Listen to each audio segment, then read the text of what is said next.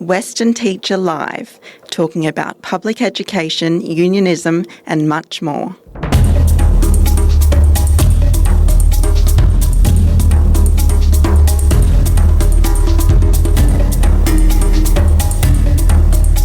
Hello and welcome to Western Teacher Live, the podcast of the SSTUWA. This is the second in our Teaching Tips series, where our wonderful growth team offer supporting strategies for new educators or even for more experienced ones who want a little reset in their classroom lives. If you've already listened to Teaching Tips 1, then please enjoy this sequel, Teaching Tips 2, with Growth Team Coordinator Chloe Hosking and Growth Team Officer Nicola Sorrell. Chloe, let's start with creating a safe and supportive learning environment. Yeah, absolutely. So we are talking about classroom management in this podcast, and it might not be classroom management as you sort of often think about it. The overarching thing is this first tip of creating a safe and supportive learning environment. So for many teachers, the group of students that you start the year with, that group will be working and learning together for the entire school year. So making sure you've got that positive and welcoming atmosphere is really, really important. And look, a safe environment starts with making sure it's free from potential hazards, but it's much more than that physical safety. So you want to be fostering open communication and creating a space where students feel comfortable to voice their concerns, respond to a question, offer an opinion, and they're not scared of judgment. And that's judgment from you as a teacher, but also judgment from their peers. So the power, I think, in a safe and supportive learning environment is that students feel safe to make mistakes, which means that they get to learn from their mistakes, but also that they will engage more with activities because it's not going to be the end of the world if they don't get it 100% right the first time. We know that students enjoy classrooms where they know and feel comfortable with the teacher and other students. And they want teachers who recognise them as individuals and listen to them and respect what they have to say. Their need for friends is extremely important, and this is where you might need to do a bit of social engineering around your activities and your seating plans. Emotional safety is really critical, so they don't want to be put down or feel stupid, but they still need to feel that challenge. So it's really important as teachers that we don't accidentally put students down, but that we are really monitoring how their peers are talking about them and about learning as well. And students respond positively to well-structured lessons that help them to be engaged with what they're learning. So all of these things contribute to a safe and supportive learning environment, and this is that baseline of classroom management. If you don't have this, your classroom management journey is going to be a really, really tough one. Okay, Chloe, thank you for that. Nicola, interaction with students, obviously a key part of the job of teaching. What's a good strategy for sharing questions and answers with students? Yeah, this is really important because if you respond in a negative way or in a way that a child perceives to be negative when they're answering questions and they maybe are left feeling inadequate or dumb, for want of a better expression, the chances of that student responding to you again are actually really low. And if there's one thing I've learned in my experience as a teacher is that students often work for the teacher. So I've had a role in student services where students will say to me, "Oh, I'm not working for that teacher, I don't like them." And trying to explain to a child that you work for yourself and for your own benefit is actually really complex. So it's really important that teachers understand that and that they take into consideration a whole bunch of things before they respond, and that their response is the most appropriate response that it can be. So some of those things that you should probably... You do all this very quickly on the fly, I suppose, in your classroom. But things to consider about a student and their ability to answer is that simply they might not know. The student might not know, they might not have understood the concept, the content, the skill, and they just do not understand. They may not have heard the question at all because they were too busy talking, or the person next to them was talking, or they sort of were phased out looking out the window daydreaming. The question may have been confusing for them. Maybe it was poorly framed. Maybe it had too many parts to it. We often refer to double or triple barrel questions. They're not ideal for students at all. So, simplifying those is helpful. The student...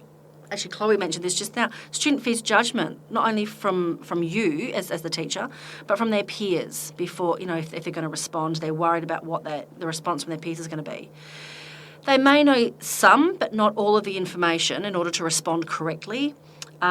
Maybe they weren't paying attention, maybe they're shy, maybe they've been involved in a power struggle with the teacher. So no matter how nicely you ask that question, they're not going to want to respond to you.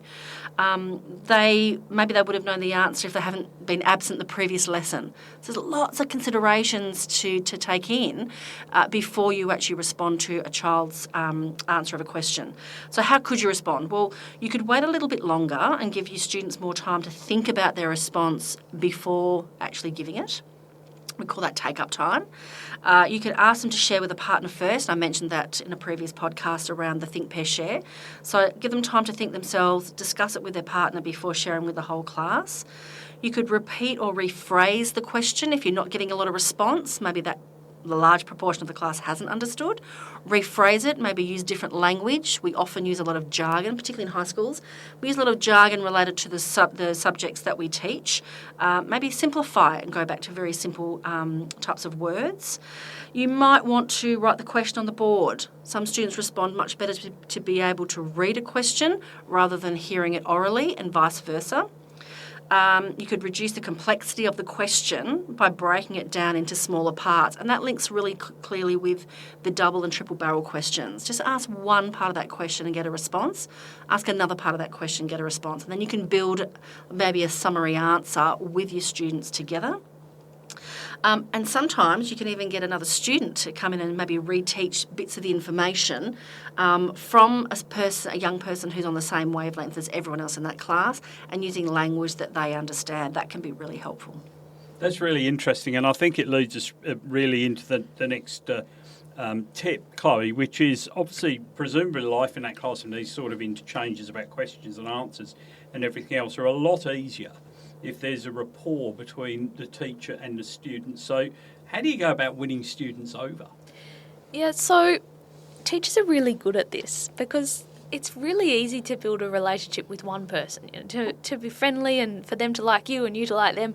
But teachers have got to do this with 32 kids in high school every hour, hundreds of kids on the books for some of our high school teachers, especially our specialist subject teachers. So it's a tough gig and teachers do it well. So some of the ways that we win over our students, we use their names as they come into the classroom, or if you go past them in the corridor. So you're making them feel seen. You smile, you show that you've got a sense of humour. It's great when you can share your passion for your subject or whatever you're teaching during the lesson. And you're not afraid to be a bit of a nerd, show a bit of excitement for whatever it is that you're teaching them. I'm a maths teacher, so honestly the kids mostly will roll their eyes when I'm getting really excited about my subject. But I think it makes them see you as a bit of a real person. So acknowledging if a kid has been absent and they've come back, acknowledge that they've been away and you're glad to see them back in your class or back at school. I mean, a lot of this is just people, you wouldn't even think about this, but it is really important. And for someone who has no background in teaching, it might not be so obvious, especially when kids aren't always as polite and as kind to you as you might like, but speaking to all students in a really polite and respectful manner. So you want to minimise your use of sarcasm, use that sparingly, make sure you know your audience. Try not to backchat the kids when they backchat you. And you're always trying to role model the behaviour that you want in your classroom. Meeting them at the door is a good way to win them over. So you can sort of find out where they're at before they come into your classroom, and it gives you a chance to have a chat about any minor issues that might be coming up. Give them a compliment, new haircut, nice sneakers, nice backpack, did well at the debating last week, well done. Ask their opinion on things that are going on in the news or in the community or at school, or ask them what they saw, what they watched on TikTok last night. Listen to them when they want to share something with you. It's hard when you've got 32 kids in 1 hour, or 30 kids in one day and a big lot of curriculum to get through. But if you can take that time to make them feel like you really do care about what they have to say, it goes such a long way in terms of your classroom management and your outcomes over the year. It's an investment, isn't it? Yeah, it's an investment in the rest of the year or the rest of the day even. And another really good one is checking in with the students who play weekend sport and ask them how their team went on the weekend. So no matter what you're doing, it's not something you do once. It's something that teachers just consistently do day after day, week after week, and in terms of classroom management and building that safe and supportive learning environment, again, it's kind of just underlying everything that else that you do. That's really, again, really interesting stuff, and that level of interest is really important in building, obviously, that rapport. A phrase to ponder that when I was looking at the notes for this was positive cohesive bonding. Nicola, what does that actually mean? Yeah, look, it sounds way more scientific and technical than it really is. And look, all these strategies that we're talking about, at the end of the day, we're trying to build a level of trust with our students. So if our students trust us and we can trust them, we can all get so much more done in the classroom, and everyone's outcomes have improved. So everything leads to trustful relationships, and it's the strength of these relationships that is actually called positive, cohesive bonding. So while it can occur quite naturally between you and your students, particularly a lot of teachers have very outgoing personalities, its initiation, maintenance and enhancement are largely determined by your ongoing actions. So like Chloe was just saying, little things like meeting them at the door and having those little individual chats, seeing people out on duty in the yard, in the school yard, and having those little chats helps to build those relationships, builds trust. That is actually reinforcing that positive cohesive bonding. The strength of the relationships helps establish cooperative groups in the classroom then as well. So that's the flow-on effect in the classroom, where there's trust amongst not only you but also their peers. It provides an opportunity for students to get to know each other better, seek out some common interests. That's how they make new friends, and build a sense of collegiality within the class. Then you can engage your students in really high quality, high energy, high interaction, high interest, fun activities. They can work in a more sociable manner and therefore be more effectively working with each other and getting something out of each other. Building in these activities throughout the year also encourages students to work together. It increases their sense of responsibility for one another's feelings as well as their learning. So yeah, it helps to make your classroom run more smoothly, and it helps helps those positive and cooperative interactions produce the results that you're actually looking for. You know, when I look back to my school days, which is a long, long time ago, so I have to stretch right back in my memory, but you can recall students who were different in one way or another, who didn't necessarily get treated terribly well by the mainstream. And for those of you not watching on TV, I just did the scare quotes there. One of the big advantages, I think, has been accommodating diverse students and teaching students about diversity to be accepting themselves. Chloe, what does it mean in practice to be inclusive in the classroom? Yeah, look, there's a good quote from the department's Teaching for Impact resource. It says, effective teachers believe in inclusion and value student diversity. Inclusion places students at the centre of everything educators do. Inclusive teachers respect and accommodate differences between learners and know that this will have a positive impact on the well-being, mental health and resilience of children and young people. So when we're talking about these differences, it might be ethnicity, language, culture, gender, socioeconomic status, disability, sexual orientation, geographic location, but we are including all of our students. And teachers are great at this in terms of their learning sequence, their structure of their lessons and their differentiation. But the other part of it is that social engineering aspect that teachers work so hard at.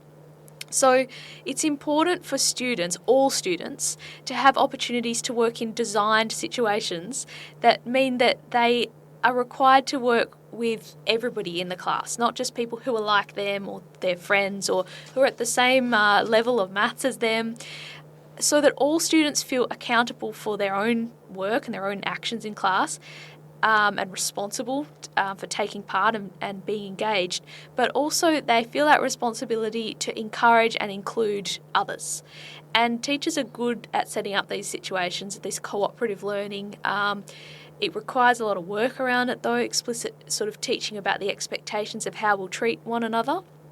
And it's really effective in creating a safe, supportive learning environment for every single student. I'm not going to run through strategies with you now, but you might want to just look up online, check out inside-outside circles, which is a Kagan strategy, and a 3-step interview. They might be a nice place to start if you're kind of thinking this might be something you'd like to do a little bit more of in your classroom.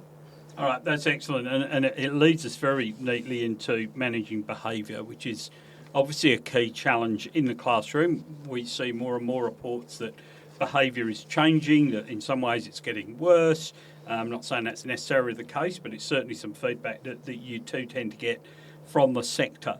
So, Nicola, especially for new teachers, can you explain how teachers what they call low-key responses, and why is that a good strategy? Yeah, look, and I'm going to preface what I say with this. All of these little strategies should or can be done without interrupting the flow of your lesson. Really, once you get into the habit of using these, you shouldn't miss a beat with whatever you're saying or whatever you're doing. So while you're delivering your lesson, the first thing you can do is call proximity. So when you're delivering your lesson and you notice that someone's, got their head on the desk having a sleep, or they're chattering quietly to the person next to them, you just move your body next to that person. That brings me to a side point of make sure your classroom's set up so you can actually move around. That's really helpful. But moving and just being, in close proximity to that person is usually enough for that student to go, oh, I actually need to stop doing whatever I'm doing that I shouldn't be doing and listen to the teacher. So the first one is called proximity. Second one is using the student's name. So you might be talking about, a particular character. I'm an English teacher. So a particular character in a particular book, and then you might sort of say, and so Bob, what do you think about that particular character's motivations? And you bring Bob, the disruptive student, into your lesson, and they go, oh, hang on. And they realise that they've been doing the wrong thing and they actually need to be listening. But you haven't missed a beat, you're still teaching. But you're bringing them in and you're using their name, and they know that they're not anonymous and that you're aware of their behaviours that are perhaps being a bit disruptive. You can use gestures, a hand gesture or a facial gesture that communicates an expected behaviour. It can be, a finger to the lips, or you can just point to someone in particular. That's usually enough for them to sort of pull their head in, get back on task. You can use a look. I do not recommend a dirty look or the side eye. That's not ideal because it's obviously taken in a very negative way. But maybe just a look. You might just raise your eyebrows or open your eyes a little bit wider at a particular student, and you're just again communicating that you're watching them, you're aware that they're not quite on task and they need to get back on task. The pause, this is one of my favourites actually. The pause is a really good one. It's excellent when used in conjunction with a particular look, and it sends a message to the student about their unacceptable behaviour, as well as offering you time to take a breath and to think about how you might respond before you actually respond. The planned ignore is not something you would be doing all the time. But if you've got a particularly challenging student, I'm thinking of someone in particular I've had in my class in the past, who they were disruptive on a regular basis. If you stop for that student all the time, you're never going to get through your lesson. So you're going to plan to ignore certain maybe low-key negative behaviours so that you can continue with your lesson, maybe get the students on task and get them working, and then you would go to that particular student and address whatever it is that they were doing that you weren't really happy with. So that planned ignore, really effective, but not something that you would be using all the time. As mentioned in a previous podcast, a signal to begin can also be a signal for attention. So once my students have finished sort of doing whatever they were doing, I might return to the front of the room, stand there, maybe say, okay guys, I'm ready to move on to the next topic or the next task, next activity, and I stand quietly and I wait until I've got everyone's attention. So signal to begin or signal for attention, again, really effective, and there's lots of different ways that you can do that. And then the last sort of strategy is to deal with the particular problem that's going on, not the student themselves. So, perhaps there's a lot of chatter or whatever.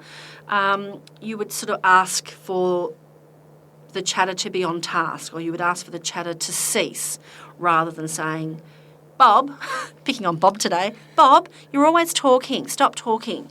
That's inviting Bob into a bit of a battle with me that I don't really want to go down that path. So deal with the problem, not the student, and that communicates to the student that they are accepted in your class, but the disruptive behaviour they're demonstrating is not. Well, perish the very thought that you've mentioned my name a couple of times. Some of my teachers back in the day might have described me as part of what I now know is called the supporting cast. Chloe, can you tell me what that term means in a classroom setting? Yeah, so look, we talk about dealing with the supporting cast first, and this is around the need to sort out situations where you've got 2 or 3 or 4 or more students who are working together, whether they know it or not, to disrupt your class. So they might be friends, but often they're not friends. It could be something as simple as one student calls out an answer out of turn when they've been asked not to, and then another student turns around and responds negatively, tells them to shut up or calls them stupid because they're not doing what they're meant to be doing. And this, if you don't intervene, can spark a series of back and forth comments. You might get other students involved, and that's a bit of a problem. So you always want to deal with the supporting cast first. So in this case, it's not the student who called out of turn, it's the student who chose to turn around and call them stupid, or to start to advocate on your behalf around how you should be behaving in a lesson. So ideally you'll just use a low-key response, as Nicola's just been through the list, but you can use whatever response you know is going to work, whatever's going to be appropriate. And the main thing is that you're intervening before the situation escalates, and you're dealing with the people around the original problem, the supporting cast, and you're dealing with their behaviour rather than them specifically. So something along the lines of, all right, let's settle down now. The problem's the interruption, not who caused it. We don't need to discuss who started it. Let's just get back to the lesson. And that sort of reinforces the fact that I'm getting from a lot of these tips is that mutual respect is really a key factor in the classroom, whether it's between the students themselves and teacher and students. Nicola, how can teachers speak to students in a positive and respectful way? And I'm guessing that at times that can be quite a challenge. It can. I think teachers are very good at, choosing their words very wisely and holding their tongues at times, which is really good. But look, in the words of Mother Teresa, kind words can be short and easy to speak, but their echoes are truly endless. And that is so true. I think this is probably more of a societal concern. It's not just happening in schools where, young people often use bad language, swear words, or just very negative language, misogynist language, racist language. So again, repeating what's been said in previous podcasts, we must set examples for our students all the time. So we have to use kind words, we have to be respectful, and the tone of voice that we use when we're speaking to our students is really important. Negative language has a way of reinforcing the wrong behaviour. So typically students like to do what they're told not to do. So rather than create a vicious cycle of behaviour challenges, use positive language and be conscious of your tone. The words you use and the tone that you deliver those words in can be really powerful. And it can change the meaning of the words. It can certainly change the way that those words are received by the person that you're speaking to. So a couple of examples. So rather than saying to a student, stop throwing those paper balls, you could instead say, can we all focus and pay attention, please? Because the issue there is actually the lack of focus, not that it happens to be a paper ball. Positive language and tone makes the students feel respected, and it does tend to lead to positive behaviour and also very positive interactions between the teacher and those students in that class. If those students feel respected, they're going to behave in the same manner towards you. Positive language can also encourage your students to start speaking positively to each other. If you've established and you're reinforcing those high expectations of how students should verbally interact in your classes and out in the yard, because that should be the flow-on effect, hopefully you would experience a decrease in, say, name-calling, verbal harassment and swearing. I think it's important to also mention your facial expressions. Sometimes we can give things away with our facial expressions, perhaps, or our body language. So keeping that positive is really important as well. I mentioned already about modelling that behaviour to your students. Studies have shown that students learn from the language and the behaviour that we as educators display. So I think we forget how important the role modelling that we do is in our classes. So some really simple outcomes that are achieved through positive language are, again, establishing that safe learning environment, a sense of responsibility to each other, particularly peer-to-peer, a sense of self-discipline and some self-motivation. And that mutual respect very much built, as you mentioned a couple of times, on positivity. Chloe, can you take us through some of the ways to use positive language? Yeah, so again, teachers do this all the time, but I thought I might just go through four big categories. So positive language in the way we teach our students. For example, we're focusing on their efforts and their process of learning rather than an outcome. So you might say, you worked really hard to figure that out, or I like how you didn't give up on that tough problem. Or if things aren't going so well, let's look at a new way to understand this. So that's around teaching. You might need to challenge students a little bit when things aren't going the way you want them to, and we can use positive language for that as well. Wow, we have made a mess. Let's see how quickly we can clean it up. You might say, look, we can get to recess sooner if everyone quietly finishes their work. And again, you've almost got it. Let's try again. So challenging students, but in a really positive way. Sometimes you'll have situations in your classroom and in the yard where things are a bit tense and people are not quite getting along. And again, positive language can help sort of diffuse that tension. So in your classroom, we all seem to be feeling restless right now. Let's reset. We can practice our breathing exercise, or we can take a brain break until we start to feel a bit better. Or you might be observing a bit of partner work going on. Are you and your partner having trouble agreeing? Could you both use a break? Or even if a kid's quite upset, that idea around, look, I understand you're upset. Let's try and use some kind words. We'll have a talk about it. So the last one that I wanted to pick out is just using inclusive language as part of that positive language. So our students may not live in a household with two parents. So they might be living with step-parents, guardians, grandparents, partners of their parents. So often some of the common language we would use around parents, we need to adjust a bit to be a bit more inclusive and to be so that those interactions with us are positive for all our students. And the same goes with things like boys and girls or ladies and gentlemen. A lot of our kids don't identify on that gender binary anymore, and we just want to include everyone. So, for example, you might say, permission slips for the excursion are due next week. Please make sure you've got yours signed by a grown-up at home. Or there seems to be a lot of unnecessary talking going on. Okay, people, or okay, folks, or okay, lovely humans, or again, I'm a maths teacher, so I'd say, okay, mathematicians, let's all get settled and ready to learn. So we're not going for that ladies and gentlemen anymore. We try and avoid it. And again, even with the way you sort of set up your activities and the language you use around that, you don't want to be splitting people into boys and girls all the time. So for this next project, let's divide into teams, count off from 1 to 5, and we'll divide by number. So it takes a little bit of thought sometimes to get used to when you first start thinking about it, but that inclusiveness in your language is really important as well. And again, really interesting stuff how it all interlocks as the tips come through. Finally, Nicola, there's some solid research around which teaching methods work best, though, as we're all aware in the education sector, they're always open to debate or ignorant interference by politicians, but I shouldn't really say that. But how can teachers use a range of instructional pedagogies?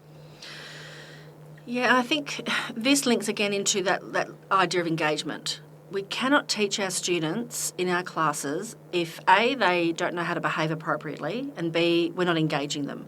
So, as this podcast and the previous one have outlined, there's an array of ways in which you can engage your students, and just using a different range of instructional pedagogies is really important. So pedagogies, we're talking about the way in which we actually teach the students. So what strategies are we going to use to teach? And look, there's a whole array. There's lots of books written about a range of different instructional pedagogies, and different pedagogies lean themselves to different subjects or different content as well. So if you're a subject specialist teacher in a secondary context, you will probably know, or you will be learning which of those works best for your content, your students, your subject area in particular.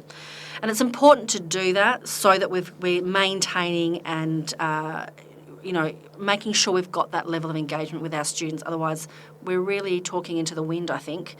Look, there's a lot of research out there. Students report back that, here's a couple of things, they have high levels of interest and engagement when teachers use a variety of instructional approaches and a variety of activities.